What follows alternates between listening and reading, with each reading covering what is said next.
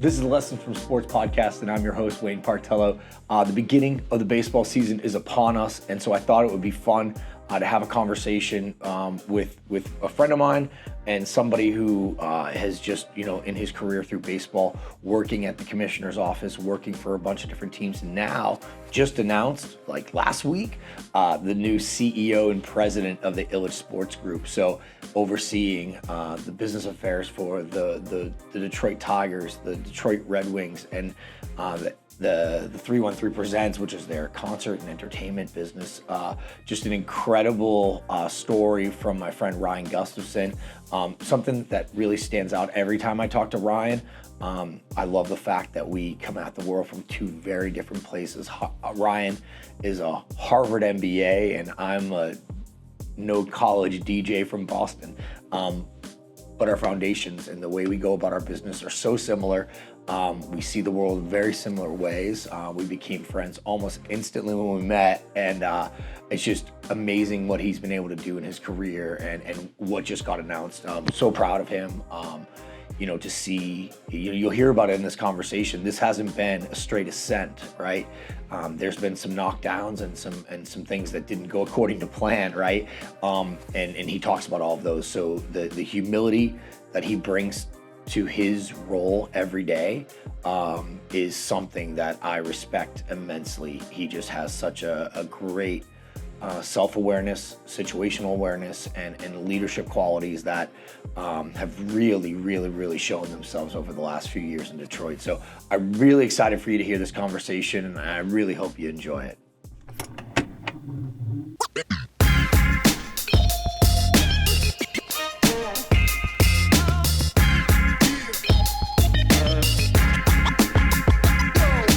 All right, we're going to dive right in. I'm fired up for this one. I can't believe you haven't been on yet, dude. I mean, where have you been? I know, man. Well, you set that bar high with Jim Rushton and Frankie V, so hopefully I can live up to that. But yeah, no, I'm excited to do this with you. Yeah, no doubt. Obviously, like our friendship and the things we've been able to do together over the last, which now is over 10 years of working together and becoming incredible friends. I'm just super excited to have Ryan Gustafson on the podcast today. And Ryan, I allow everybody else to I know you very well, but if you want to tell your story, your cuento of your journey to where you are today and what you're doing today. Sure. Yeah, I've had a little bit of a unique path to where I am today, but I grew up in Seattle, Washington, played baseball in college, and always wanted to work in sports. Pretty similar story to a lot of people. I had the unique opportunity to go to business school and get in right after undergrad. So I went to Harvard Business School and always was really interested in the strategic side of the business, why we do things the way we do it, how we sell tickets, how we sell sponsorships, and just always asking the right questions about how we make it better. So I went to work with you in San Diego for 4 years at the Padres, overseeing their data analytics, and did a bunch of other business operation stuff. Had the opportunity to move back to my home where I oversaw revenue with the Seattle Sounders of MLS for a couple of years. I got a call one day about doing this crazy adventure where they asked me to be the president of the XFL team there, which became the Seattle Dragons.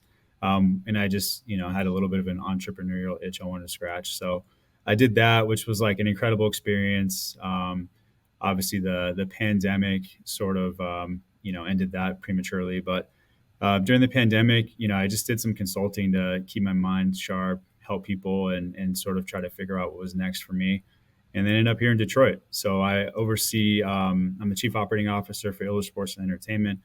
I oversee all business operations for the Detroit Red Wings, the Detroit Tigers, and the 313 Presents business here, our joint venture with the Detroit Pistons, and all the venues associated with us. So that's sort of my story, but kind of a unique path to getting there.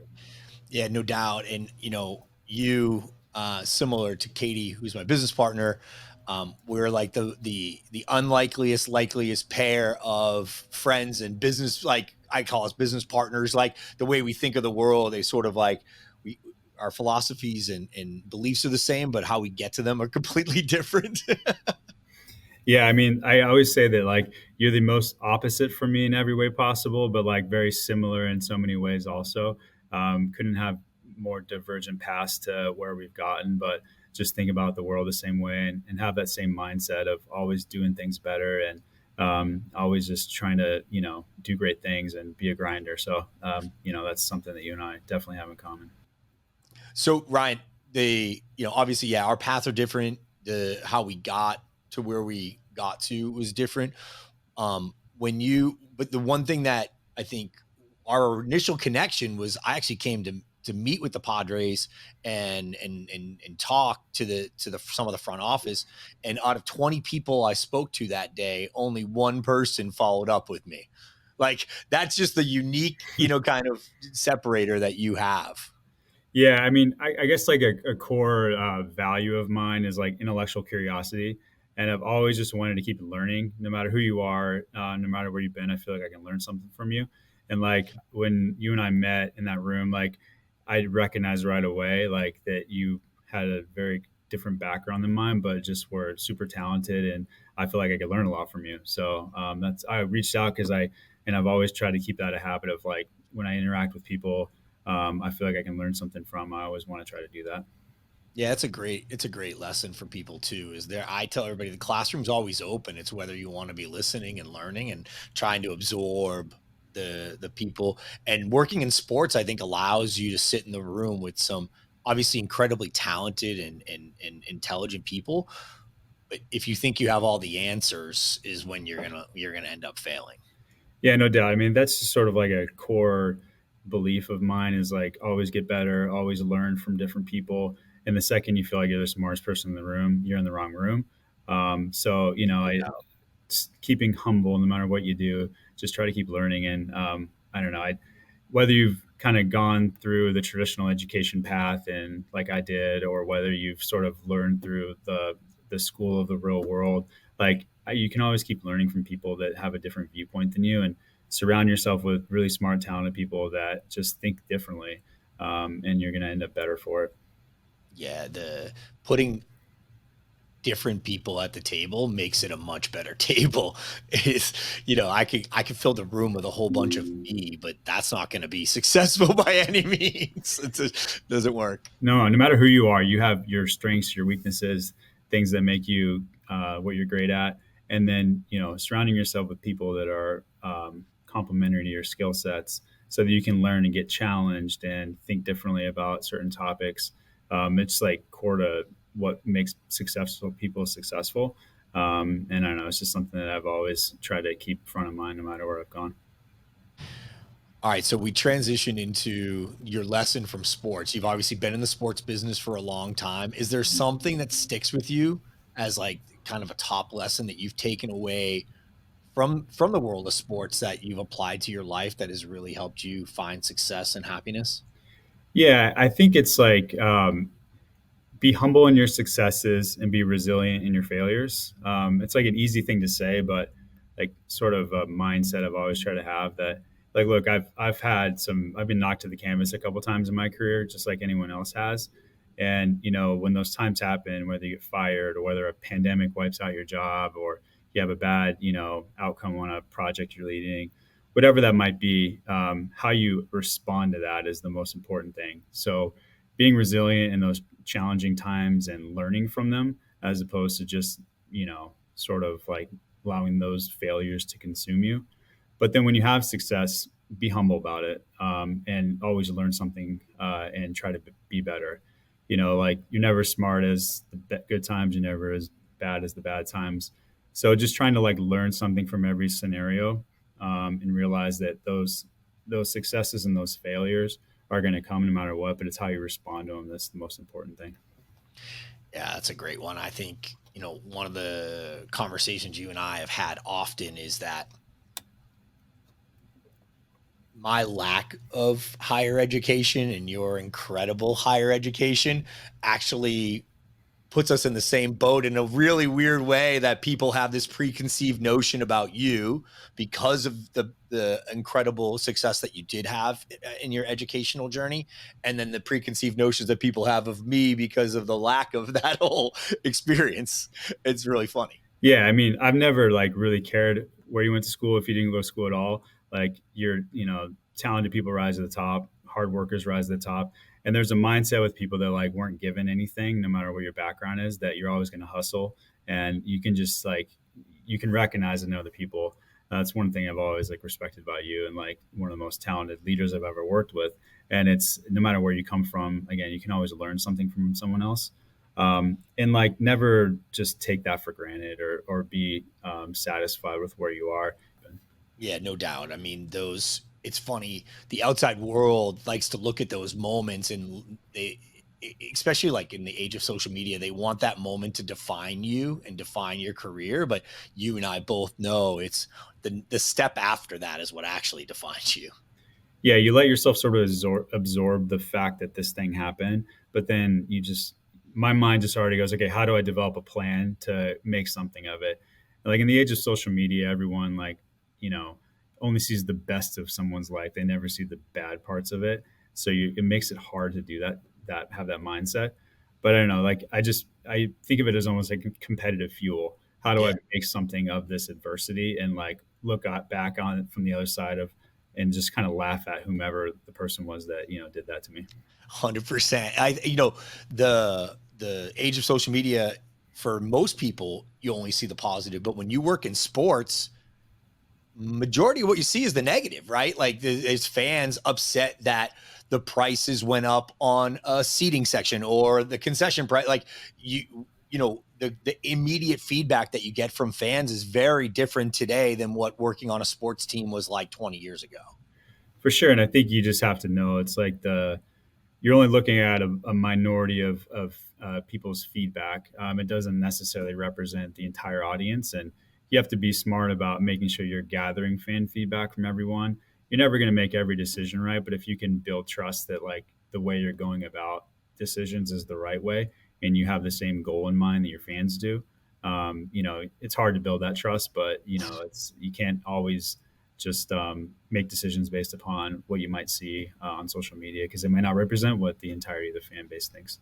Yeah, and I think that's one of the things we've had a really great opportunity to do, which is listen to it, always have a pulse on what's being said, but then actually doing hardcore research and focus groups and surveying and really listening to different segments of fans, because it is very different.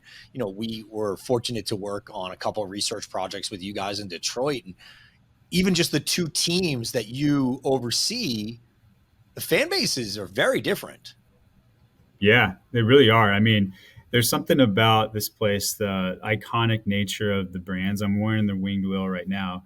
The Old English D is like not just like the representation of the Detroit Tigers. It's often seen as like the brand for the city of Detroit.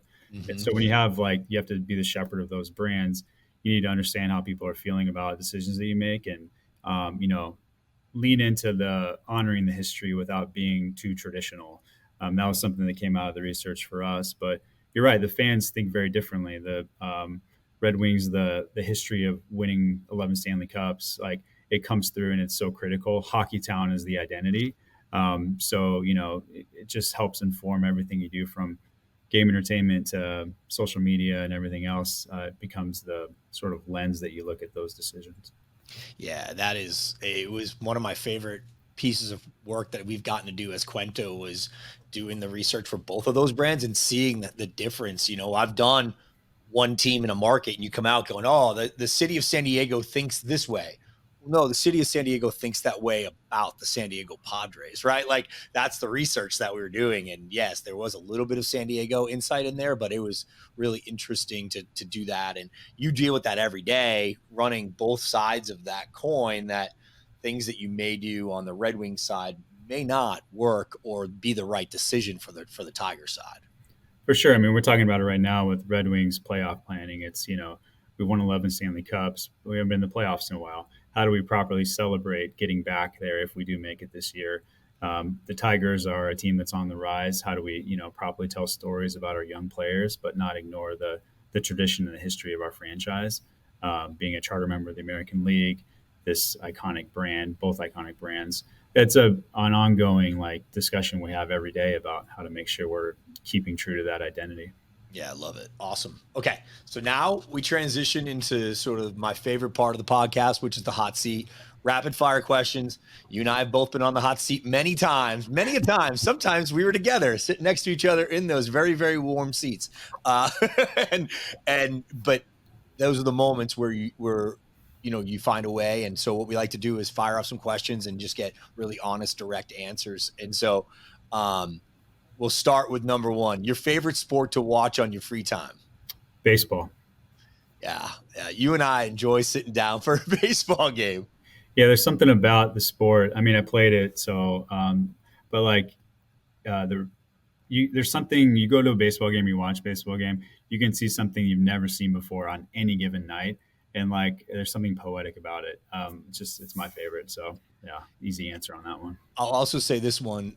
It's one of the more challenging parts of working in baseball, but also the best part of working in baseball is 81 games together with the people that you work closely with. Like, I think some of my fondest memories were sitting watching games with you, and like, we still laugh about the stories of some of the things and like what we had to do. And, but I think, that bond, and, Katie and I talk about a lot as she spent a lot of time in Detroit in the last year with you, is you get a lot done over the course of a baseball game as well. Yeah, I mean, it's such a big canvas to paint on. And like if you've worked in baseball and you understand the grind, it's like a respect level that, you don't get if you haven't worked in it before. There's just a different speed to it, a different grind to it. It's a baseball season. It's 81 of these things. So if you're in it, you're in it. And I love that aspect of it. You kind of create lifelong relationships and memories, and it's just the fun part about baseball. So it's hard to see this today as we look at the two of us, but you at one point in your life were not the svelte, in shape man you are today. I didn't realize that was going to be a question on the hot seat, but yeah, where are we going with this? No. So I've eaten with you, and a lot of you are one of the most disciplined eaters I know that in my life. But if you had a cheat meal, what is that? What's your favorite cheat meal? I'm gonna go Hawaiian pizza. It used to be my favorite when I was in a younger, less svelte part of my life. But hey, when you have 81 baseball games and 45 hockey games, like you got to keep some discipline because they can get away from you pretty quickly. No, I know all about that. I think I put on a small human in my first few years of working in San Diego, so it took me a while to remove that human from my existence. Okay, fast, rapid fire here. Favorite place to go on vacation?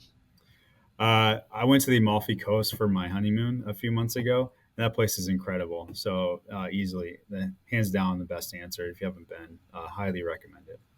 Yeah, it's pretty stunning, actually. Yeah, it's incredible. Yeah, one of my favorites as well. Favorite artist? I'm a big hip hop fan. I grew up Tupac and Biggie, like 90s hip hop. So that's what I'm going to go with. Yeah, not Little John. Not Little John, but we've had some fun memories with Little John too.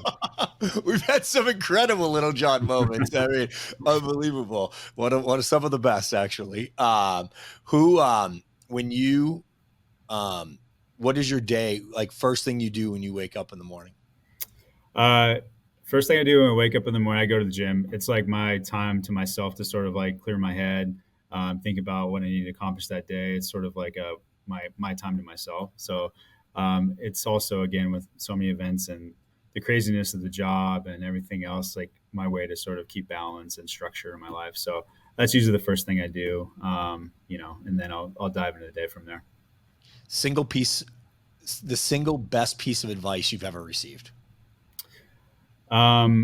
Choose leaders, not jobs. So what I mean by that is we oftentimes, especially in this industry, get caught up in the sexiness of a title or compensation of a particular job. But what's most important is who you work for, and if you're going to learn and grow under that person, and not think so much about the here and now, but think about what it's going to take you to in the long term. And working for great people is the most important part, I think, that you can take from a job. Yeah, that's amazing. I know you travel a good amount now. You're, with this gig. What's your must bring with you piece? What's your must pack?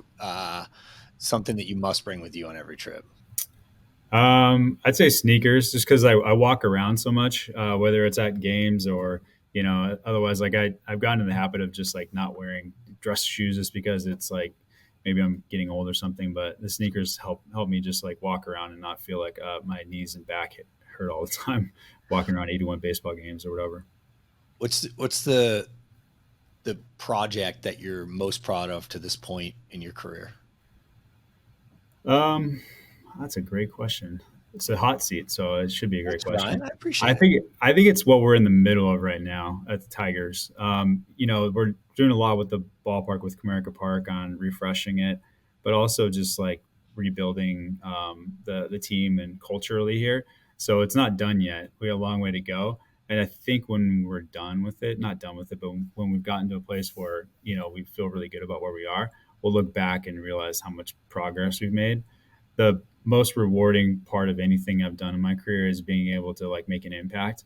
And if you look back on something when it started versus when it ends and realize how much better it is, that's the part and why I do this. So I think a couple of years from now, we'll look back at what that organization was and where it ends up and feel pretty good about it. Yeah, I told you we just came back from spring training together. The energy and the creativity that is just literally exploding out of that airplane hangar where you guys produce content today versus even 12 months ago. And spending time with your team was, I left there inspired. I left there excited. It was a different world, and it was exciting, just to see it and kind of feel it. And I told your team members that too. I'm like, this is, guys, we're going in the right direction here. This is exciting. Yeah, we have a lot of really talented people, but the crazy part about that was I was going through the list of the 40 plus people that were there helping us. Over 80% of those people were either brand new to the organization or in different roles in the last 12 months, including myself.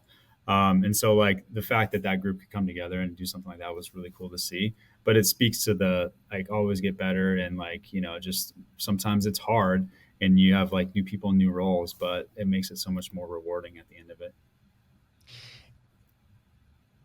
Is there, um, is there a person that you like go to when you like who's that go-to person for you when like you have to like make a tough call? Um, it depends on the type of call we're talking about. Like I view you as a definitely like a mentor and somebody that I look up to and can I didn't call ask about that any question for type that of stuff. answer, by the way. Yeah. Well, you're right in front of me, so it helps. My wife Lydia tends to have a very different and oftentimes better perspective on how to handle situations than I do.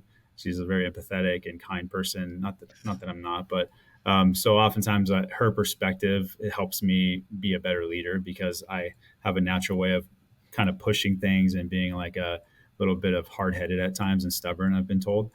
So she offers a different perspective on any decision that really helps me a lot. Yeah, you brought it up, and I think it's a really fun kind of pivot.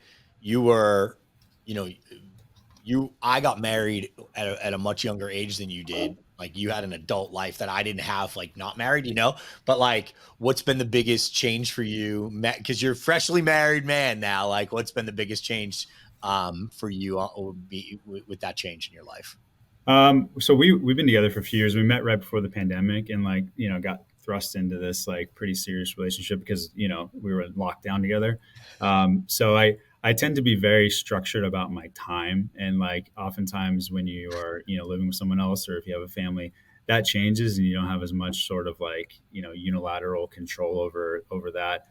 So just adjusting to that is obviously like a challenge for anybody, but I'm better for it. And, hopefully she'd say the same thing. So, but it's been a great few years, but certainly the last few months being married, it's been a fun experience. Yeah, it is a challenge. It's different, right? Like that mindset shifts of like, okay, I have to no longer just think about me. I've got to like these are joint decisions, or okay, we're supposed to be there at 9, as I know you and I laugh about this all the time. It's like, I'll see you when she's ready. Yeah, exactly. Exactly. You know what it is. It's the best. It's so fun. Yeah, and obviously she's awesome, and just another person in your life that's a former radio personality. I know, it's like I have a type, almost a creative radio personality is like I seem to gravitate to a lot. So it must be for a reason. Yeah, yeah. Well, it's the reason why I think you, Katie, and even my wife Kristen are very similar people, and that's what I think I have a type too. And we all commiserate when you're not in the room. So, Oh, I'm aware. I'm aware. I'm very well aware of my faults. well, my wife Lydia will say that Katie Jackson and I are like the same person sometimes. And so that's in a business partnership or a non-business partnership, you tend to gravitate towards similarly minded people, I guess. Yeah, yeah. Well, it's funny. She and I will catch up, and you guys will just caught up, and literally we will have had the same conversation. It's like, yeah, yeah, we talked about that. Yeah, yeah, yeah, it's great. And I think that's a testament to, look. I think one of the things that I try to explain to people as they're going through their careers that you will find people that you enjoy working with, and I think that's one of the greatest parts of working in sports is that you've already got a common kind of bond, right? You're there because you want to work in this industry, and it attracts a certain type of person. You're usually competitive, and you're usually a little bit more aggressive, and those types of things. And I think it builds that bond really, really fast. Yeah, I mean, I've been here 2 years, and I think like the relationships with the people that I work with here, were developed within the first few weeks. Like, you see someone that you think is super talented or just an awesome person to be around. There's a lot of them here, and it's no matter where you go, you find those people, and you stay in touch with them. And it's probably one of the best parts about working in this industry. And like, obviously, no matter where you go in your career, prioritizing people and relationships, and just being able to work and interact with awesome people is so much fun here. It is. When you're younger, it's something people don't talk about enough. Is that you can learn a lot from people that you don't like, right? Like you can feel it from a manager if you're like, that's somebody I don't want to work. Like, but it's important to work for that type of person. It's important to like understand that and learn that at a young age. Yeah, I've had, like, for better or worse, had the opportunity to work for a lot of different leaders and see different styles. And no matter if you're the best leader or the worst leader, like you have something that you can learn from other people, what's good and what's bad about their style. So no matter who it's been that I've worked for or worked with, in consulting, I had an opportunity to see a lot of different styles. I've always tried to take a little bit of something from each one around. I really like that about their style, or here's something I didn't like, and just try to be a sponge, soak up as much information, and craft your own style, and try to be as authentic to the leader you want to be as possible. Yeah, and we'd be remiss not to bring up the guy we both worked for, which is Mike D. Mike, the creativity that we were, sitting in that room, and those moments of there'd be ideas being thrown around, and you and I would look at each other, being like, "Can we do that? Can we not do that? Is that But to learn and sort of understand the thought process and the way that he saw a building as an opportunity to create spaces that would be a benefit, first to the fans, but B, from a sponsorship standpoint, and just seeing that superpower up close and personal when he was, when we were all together. Yeah, Mike had this unique ability to like think big about every situation, and it led to some really not so good ideas, but it led to a lot of incredible ideas also. And I again try to learn something from each person I've worked for, and he's certainly at the top of the list of people I've learned great things from. And just that like mindset of approaching a building or a situation, and just like thinking big and thinking about how to make the most of every opportunity is something I try to do every day. And he's great at it, and I hope I am half as good as he was at that part of it. Yeah, and I haven't had a chance on the podcast to say this, but I'll say it here because it's you and I, that Mike's desire and interest in finding uniquely talented individuals is what allowed me the opportunity to get into the team sports side. Was that there weren't a lot of people lining up to hire a DJ from Boston to come work for an NFL franchise. And I had that unbelievable opportunity, and then get your foot in the door, prove yourself, and go up. I think Mike had that similar experience that happened in his career. That Larry Lucchino gave him that opportunity as a paint salesman to get his foot in the door. But, I try, and I know you and I both would love to sort of take some of those things and go, God, there's some real strength to putting some new people in the room that have different experiences that can help this team be better. Yeah, no matter what your background is, like school, education wise, job wise, like he had an ability to like recognize very unique talents and sort of piece them together in a way that like created this like sum of the parts was, or the whole was greater than the sum of the parts. And so, I've tried to like take that mindset of like just recognizing talent no matter where it is or what their background is, and the fact that they can bring diverse points of view to the table, and get to better decision making is important. I think Mike and I probably have very different viewpoints on a lot of things, but that No was doubt. good. That was not a bad thing. Like he Nope. valued that, and as did I. And I try to have that same mindset with people that I work with every day.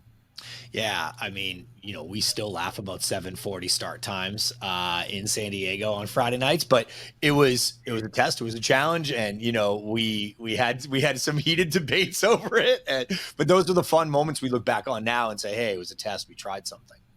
Yeah, I'm a morning person, so I had a hard enough time staying up to like 10 p.m. for games.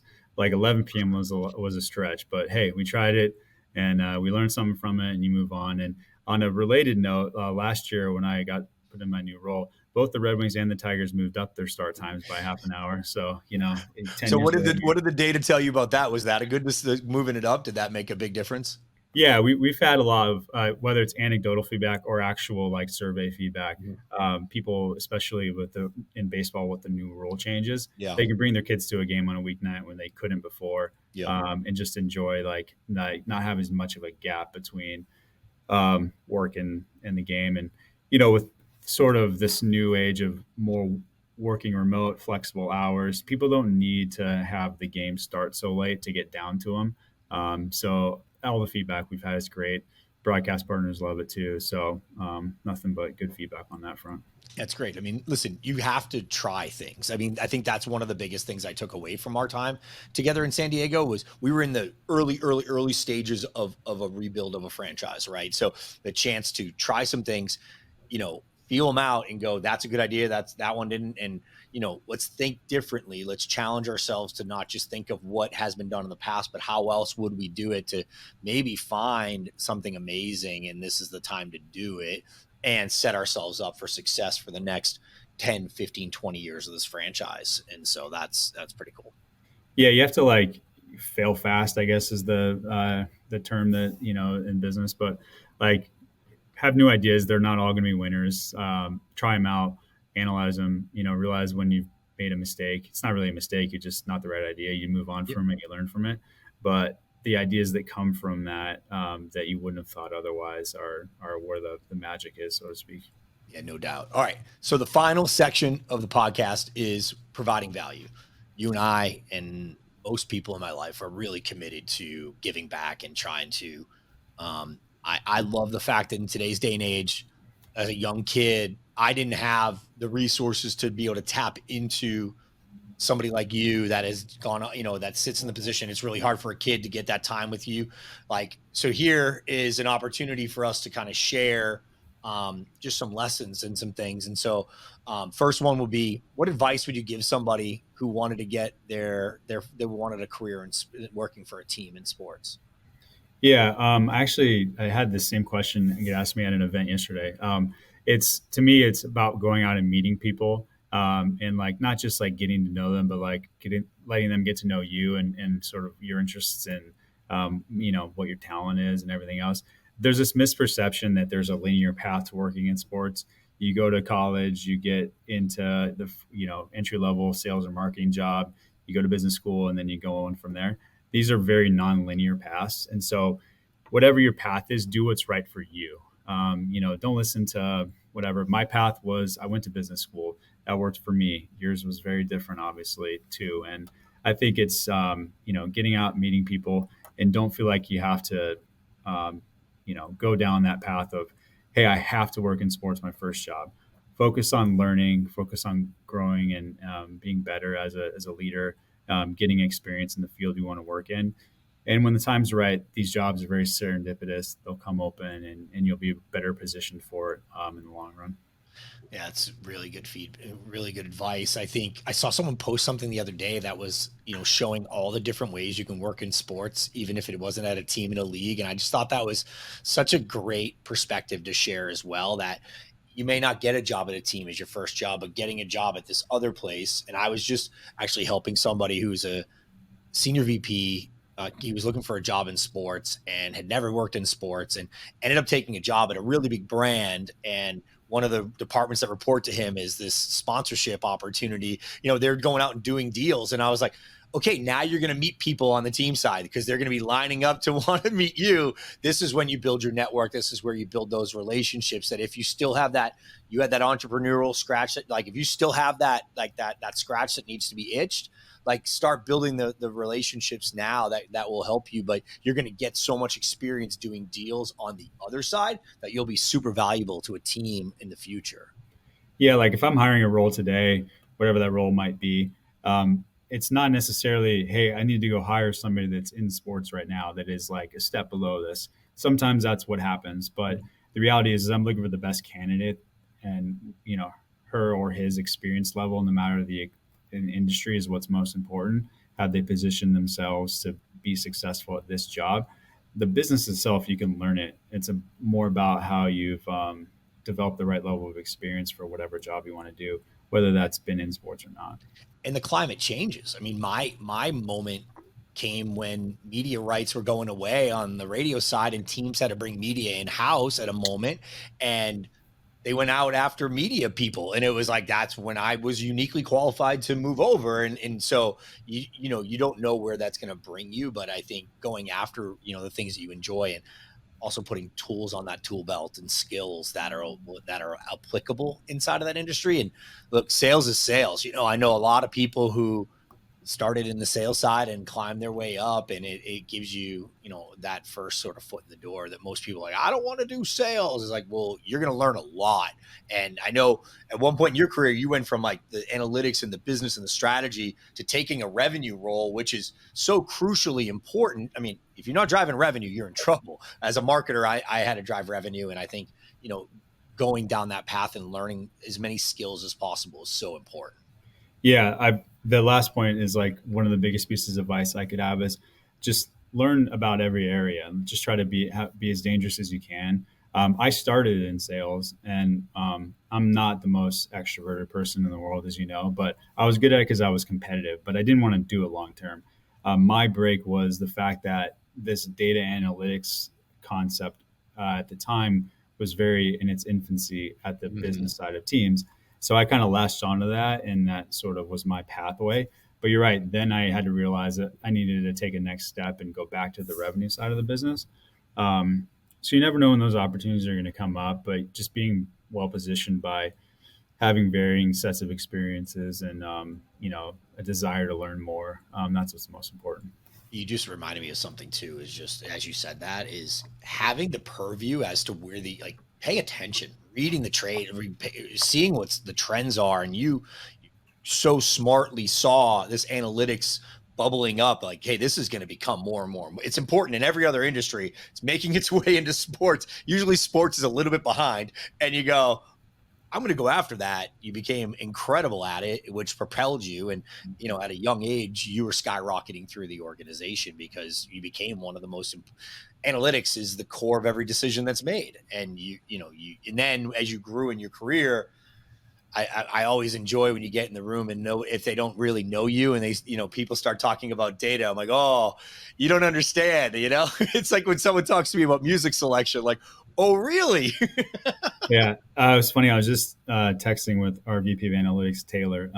He spoke at the Sloan Analytics conference yesterday, and he brought up a joke about how his boss, me, did his job, and it I'm a huge pain in his side because I know how to do the job more than most people in my seat.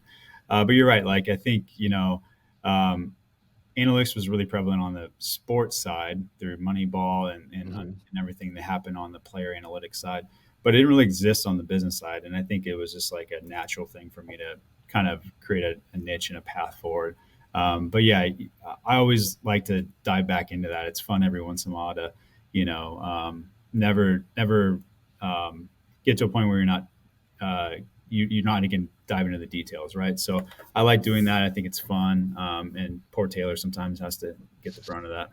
It's like the DJ in the control room when I walk in. It's like, hey, you mind if I just push a couple buttons? Just a couple. You just help my Before soul. you know, you're sitting in the seat, and the entire music selection is different. Can't help myself. All right, last two. Would you change anything about your career path? No, I think anything that's happened, good or bad, has led me to where I am, and I've learned more from the mistakes than the successes. And I think if you prioritize learning and growing and the people side of this business and treat people the right way, like don't have any regrets. There are times where I've had bad outcomes or I've, wished I would have done something different in the moment. But looking back on it, those were the things that grew me as a person. And I wouldn't be where I am if I'm more grateful for the failures than I am the successes. So, no. Yeah, it's an incredible perspective, and you're 100% right. The things that I always lean back on are the worst days, not the best days. I don't even remember the good ones. It's like the bad ones stick with you, and it's like that memory that you're like, okay, I got to power through that. I love it. But you know me, I can't end on a negative question. We have to end on a positive question. And I ask this of everybody. What's the best part of your job? I feel like kind of a broken record. I've talked a lot about learning a lot, but I think it's that every day is so different that I do learn something every day. And the ability to make an impact on people that I lead, a city that I reside in, the organization as a whole, those two things, like waking up, feeling like something different is going to happen today, that I'm going to learn something. And then, my work is directly impacting the happiness of a lot of other people. Is something that I value a lot, and I'm very lucky to be able to say that it is true here. That's a great answer. The impact of sports teams, and I hadn't really thought of it that way, like the impact that a sports team has on so many people and the happiness and the joy that it can bring to so many, and just the experience, win or lose on the field, the experience that fans can and people in the community can have. Yeah, that is definitely a really special part of the job for sure. Love it. Yeah, they like rally around it, and it provides happiness to their lives. Or the brands and the teams can be a platform to do great things in the community. And you never know. Like I spoke to a group of students yesterday, and you never know if anything that was said or something that impacted them will propel them in their own careers and lives. So yeah, that's the cool part, is that like these teams have an outsized impact on the community relative to like the business itself. And you can really make an impact on the lives of others just by, approaching things the right way and keeping the right perspective. Dude, I love you. I am so thankful that you took time to do this, and so appreciative of A, having you on, but B, sharing. I think it's great for people to, I say this all the time about Katie and I, but it relates to you and I as well, like to see two very different people and just how that relationship works and propels both people to A, have a ton of fun together, and but also get a lot done and win together, because I think there needs to be more of that in business, of people appreciating and celebrating the differences of the other folks and seeing the opportunity that person can help me. I know you've helped me a ton in my career, of just like the way I think about things is very differently from the day I met you, the way I think about things today. And so I thank you for everything. Appreciate it, man. Right back at you. Wouldn't be where I am without you, and grateful for everything you do, and excited that I got a chance to come on the podcast. And it was fun. So thanks for allowing me to do it. Even if it was after Frankie V. Even if it was after Frankie V. But Frankie V's getting married after me. So that's right. You won the race. You won the race to the altar. That's for sure. Well, thank you, dude. We'll talk soon. Awesome. Thanks.